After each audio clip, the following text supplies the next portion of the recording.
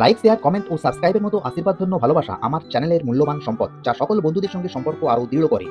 তাই সকলের প্রতি অনুরোধ, এই যে ভ্রমণগতি চ্যানেলকে এগিয়ে নিয়ে যেতে আরও তথ্যপূর্ণ ভ্রমণ কাহিনী উপহার পেতে অবশ্যই সাবস্ক্রাইব করে পাশে থাকুন এবং ভিডিওতে লাইক কমেন্ট অবশ্যই করুন, যা আপনাদের চাহিদা বুঝতে আমাকে সাহায্য করে। নমস্কার। রূপনারায়ণের তীর থেকে আবারও ফিরে এলাম কথাশিল্পীর কুটিতে।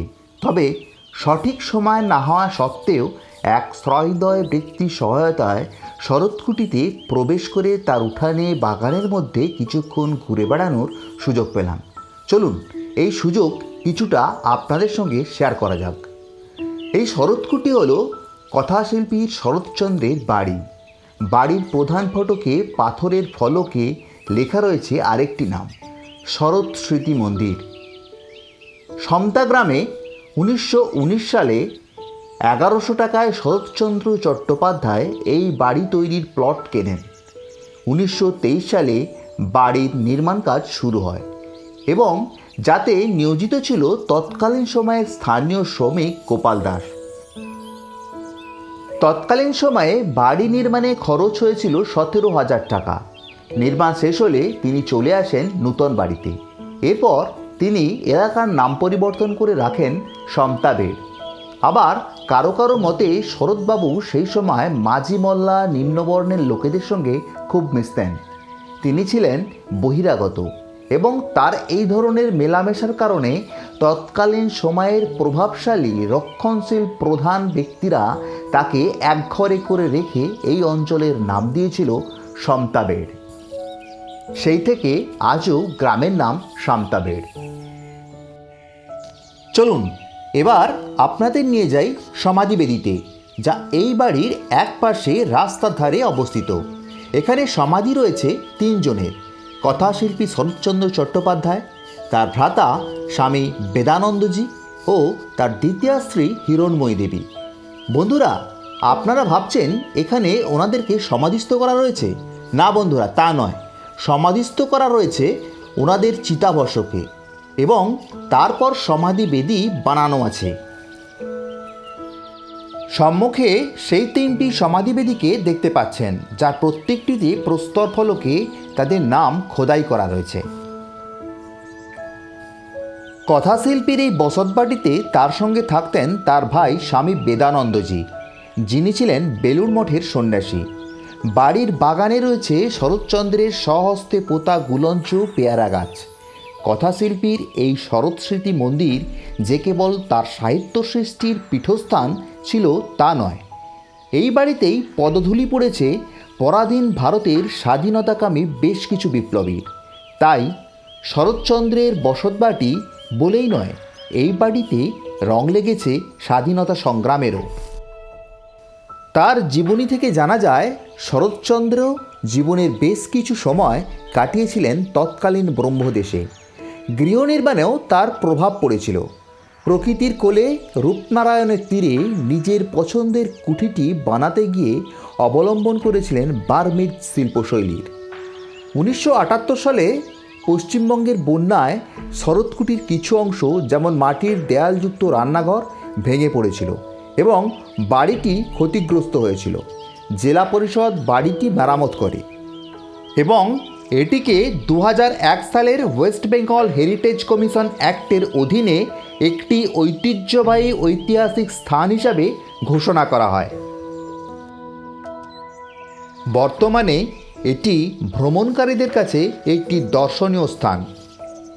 তবে এই কুঠি পরিদর্শনের জন্য কোনো রকম প্রবেশ মূল্য নেই। এবার নির্ধারিত সময়ে প্রধান গেট খোলার পর আবার প্রবেশ করলাম। এবার রয়েছে সব কিছু ঘুরে দেখার ছাড়পত্র। বার্মিজ ঢঙে বানানো ইটের দেওয়াল ও টালির চালযুক্ত দোতলা। কাঠামোতে ব্যবহার করা রয়েছে বাঁশের বদলে শাল কাঠ।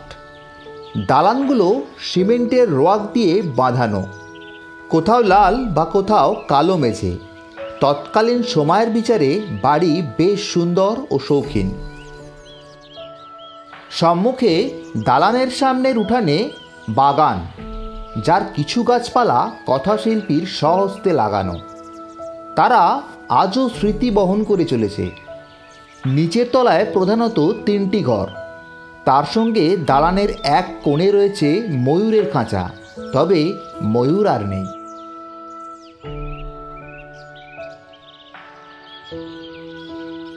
চলুন এবার আপনাদের নিয়ে যাই প্রধান বাড়ির ভিতরে। তবে দর্শকদের বড্ড ভিড়, তবে এর মধ্যেই দেখে নেব সম্পূর্ণ বাড়িটা। চলুন এবার ভিতরে যাওয়া যাক। এখন শরৎবাবুর বাড়ির উঠানে হাজির হয়েছেন এক দঙ্গল ট্যুরিস্ট দর্শক। কিছুক্ষণ আগে যে ময়ূরের খাঁচা আপনাদের বলছিলাম, চলুন এখন সেই ময়ূরের খাঁচাটাই আপনাদেরকে দেখাই। এটাই হলো সেই ময়ূরের খাঁচা, কিন্তু বর্তমানে ময়ূর আর নেই। খাঁচা শুধুই খাঁচা, সে যেন নিজেই বন্দী। তবে এই খাঁচা কথাশিল্পীর শিল্পী মনের পরিচায়কও বটে। এবার প্রথমেই হাজির হলাম কথাশিল্পীর সাহিত্য সৃষ্টির প্রধান ঘরটিতে। দরওয়াজা বন্ধ, বাইরে থেকে দেখার ব্যবস্থা। এককালে এই কুঠির খুব কাছ দিয়ে বয়ে যেত রূপনারায়ণ নদ, যা ওই সম্মুখে জানালা দিয়ে দেখা যেত বাঁশবাগানের ফাঁক দিয়ে। ঘরের মধ্যে রয়েছে শরৎবাবুর স্মৃতিবিজড়িত কাঠের চেয়ার, টেবিল ও আরও কয়েকটি আসবাব, যারা রামের সুমতি, মহেশের মতো একাধিক সাহিত্য সৃষ্টির একমাত্র সাক্ষী। চেয়ারে রয়েছে তার একখানি বাঁধানো ফটো, আর দেয়ালে রয়েছে শ্রী হিরণ্ময়ী দেবীর বাঁধানো ফটো। এই ঘরে বসেই লিখেছিলেন একাধিক গল্প, উপন্যাস। তাই ছোট এই ঘরটির সঙ্গে জড়িয়ে রয়েছে কথাশিল্পীর শিল্পশৈলীর ইতিহাস। তার এই ঘরে বসে নদীর পানে চেয়ে একাকী তার লেখনী মাঝে ডুব দিতেন কথাশিল্পের সাগরে। এই চার দেয়ালের ছোট ঘরটি তার সাক্ষ্য বহন করে। এরপর এলাম পার্শ্ববর্তী ঘরে, যা বৈঠকখানা হিসাবে পরিচিত। এখানেই গরিব মানুষের চিকিৎসার জন্য হোমিওপ্যাথি প্র্যাকটিস করতেন তিনি। এই ঘরেই চলেছিল কত বিপ্লবীর গোপন মিটিং। তখন ভারতবর্ষ ছিল পরাধীন। কত দেশমাতৃকার সাধকের পদধূলি পড়েছে এই ঘরে, এই বৈঠকখানাতে। আপনারা যে ঘড়িটি দেখছেন, ওই ঘড়িটি সেই সময় থেকেই রয়েছে, তবে সেটি আজও চলমান। বসার জায়গা, ওষুধপত্র দেওয়ার সরঞ্জাম এখনও সব রয়েছে। এখন আপনারা বৈঠকখানার ঠিক পাশের ঘরটিকেই দেখতে পাচ্ছেন। যে আরাম কেদারা এবং চরকা দেখতে পাচ্ছেন, এটা ছিল তার সামগ্রী, তখনকার সামগ্রী। এই ঘরেই রয়েছে কাঠের সিংহাসনে রাখা রাধাকৃষ্ণ। কথিত আছে রাধাকৃষ্ণের মূর্তি দেশবন্ধু চিত্তরঞ্জন দাস পরাধীন ভারতে জেলে যাওয়ার পূর্বে কথাশিল্পীর তত্ত্বাবধানে রেখে গিয়েছিলেন। সেই থেকেই এই মূর্তি রয়ে গেছে এই শরৎ স্মৃতি মন্দিরে। চলুন এবার যাওয়া যাক বাড়ির পিছন দিকে। বাড়ির পিছন দিকে যাওয়ার দোয়ার থেকে উঠে গেছে ওপরে যাওয়ার সিঁড়ি, যে সিঁড়ি দিয়ে কিছু পরে আমিও ওপরেই উঠব। বাড়ির পিছনে রয়েছে একটি ছোট উঠান, তবে এই উঠান সামনের মতো সজ্জিত নয়। ও রয়েছে রান্নাঘর এবং একটি শস্য মজুদ ঘর। বাড়ির পিছন দিকেও রয়েছে দুয়ার ও ওপরে রয়েছে বারান্দা, যা খানিকটা সামনের দিকের মতোই। তবে পিছন দিকের উঠানে তেমন গাছপালা নেই। পিছনের উঠান থেকে ওপরে ও নিচের বারান্দাকে দেখতে পাচ্ছেন। এখানে যে রান্নাঘর রয়েছে তা বন্যায় ক্ষতিগ্রস্ত হয়েছিল এবং তা পরে রিপেয়ারিং করা হয়। চলুন রান্নাঘর ও শস্যগোলার পিছন দিকে কি রয়েছে একটু গিয়ে দেখা যাক।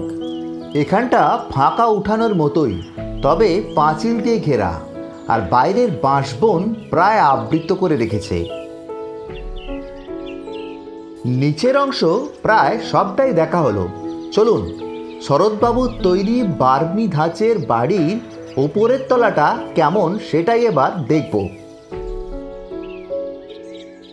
এবার পূর্বের দেখানো সিঁড়ি দিয়ে আমাদের উঠতে হবে দোতলায়।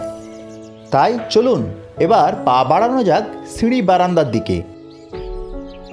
এবার বেশ খানিকটা ভিড় ঠেলে ক্যামেরা উঁচিয়ে উঠে এলাম সিঁড়ি দিয়ে, আর উঠেই বেশ লজ্জায় পড়লাম। আরে এত মানুষজন উপরে উঠেছে, মনে হচ্ছে আমি শরৎবাবুর বাড়িতে কোনো অনুষ্ঠানে বিনা নিমন্ত্রণে খেতে চলে এসেছি। তা যাই হোক, সেটা কিছুটা কাটিয়ে ওঠার পরই শুরু হলো টলমল অবস্থা। মনে হয় শরৎবাবু আজকের মতো কোনো দিনের কথা ভেবে বাড়িটা বানাননি। এত মানুষ একসঙ্গে ওপরে ওঠার ফলে এত পুরানো একটি ছাদ বারান্দা বেশ দোদুল্যমান, বেশ ভয় লাগলো। বন্ধুরা, কোনো দিন এখানে এলে এত সবাই একসঙ্গে ওপরে উঠবেন না, কখন যে কি হয়। পুরানো ছাদ, সাবধান থাকতে দোষ কি। এবার সেই ভয়ও কিছুটা কাটিয়ে নিয়ে শুরু করলাম আবারও দেখা।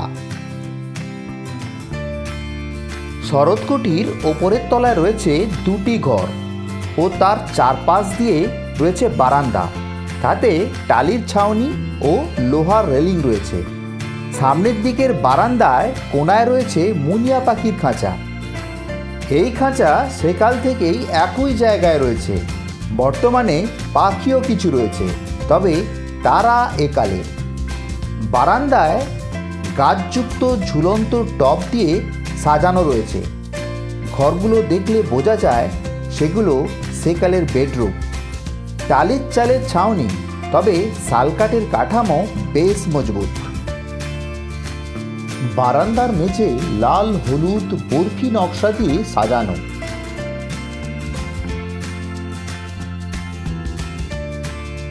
ওপর থেকে নিচেটা দেখলে উঠানের গাছপালাগুলোকে দেখে মনে হয় এটা যেন কোনো একটা বাগান বাড়ি।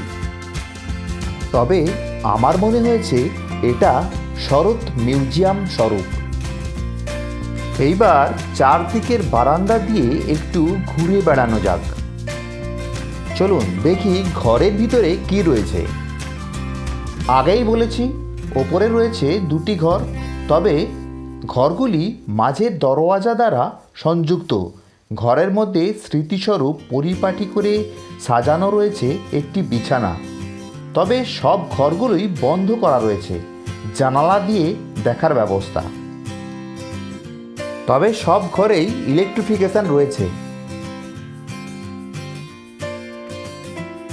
বেশ কিছু সংখ্যক জমায়েত হওয়া টুরিস্টদের মধ্যেই ভিড় ঠেলে মাথা গুঁজে মোটামুটি দেখে নিলাম সবটাই। সব কিছু দেখার পর একটা কথা বারবার মনে হচ্ছে, তৎকালীন পরিকাঠামোর বিচারে এই বাড়ি শরৎবাবুর শিল্পী মনের পরিচয় বহন করে আসছে, যে পরিচয়ের সাক্ষ্য আজও অম্লান। ঘরগুলির সজ্জা খুব সাদামাটা, কিন্তু সুন্দর ও শৌখিন। হয়তো কথাশিল্পীর শিল্পচেতনার কিয়দংশের বহিঃপ্রকাশ তার মধ্য দিয়ে। সবকিছু দেখা সম্পূর্ণ করে উপক্রম করলাম নিচে যাওয়ার জন্য, আর তারপরেই তরতরিয়ে সিঁড়ি দিয়ে নেমে এলাম একদম নিচে। আর সিঁড়ি দিয়ে নামতে নামতে শরৎকুটির বিভিন্ন দৃশ্যের দৃশ্যপটকে সাজিয়ে নিলাম মনের মধ্যে। এবার রূপনারায়ণের তীরে দেউলটির সেই বিখ্যাত সূর্যাস্ত দেখার পালা।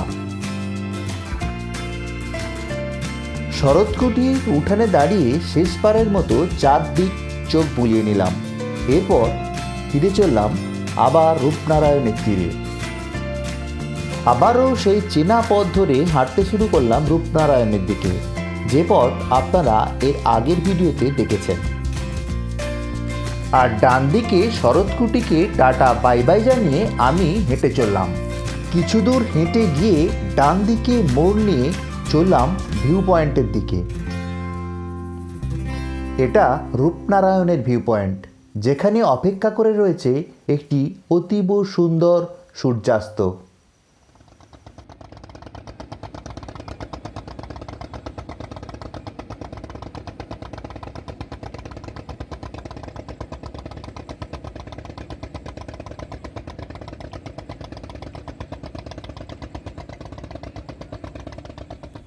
দেউলটি শরৎকুঠি দেখার পরে আমি আবারও হাজির হয়েছি রূপনারায়ণ নদীর তীরে।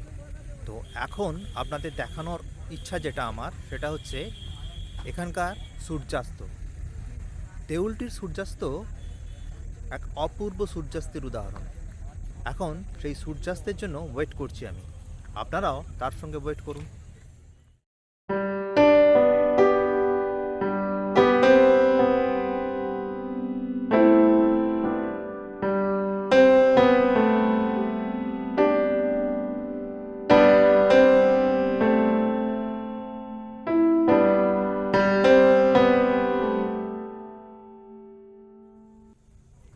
আমার পিছনেই দেখতে পাচ্ছেন পড়ন্ত বিকেলের সূর্য দিগন্তের উপর উঠে আছে, আর বিস্তৃত নদীবক্ষের ওপারে দেখা যাচ্ছে নদীর চর, তার সঙ্গে কাশফুলের বন, কিন্তু কাশফুল নেই, কাশ গাছই বর্তমান আছে।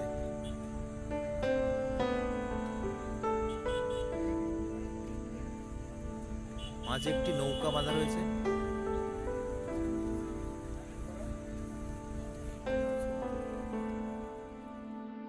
বন্ধুরা, আর কোনো কথা নয়, এইবার নির্বাক দর্শক হয়ে উপভোগ করুন রূপনারায়ণের বুকে দেউলটির সূর্যাস্ত, ঠিক আমার মতো করে।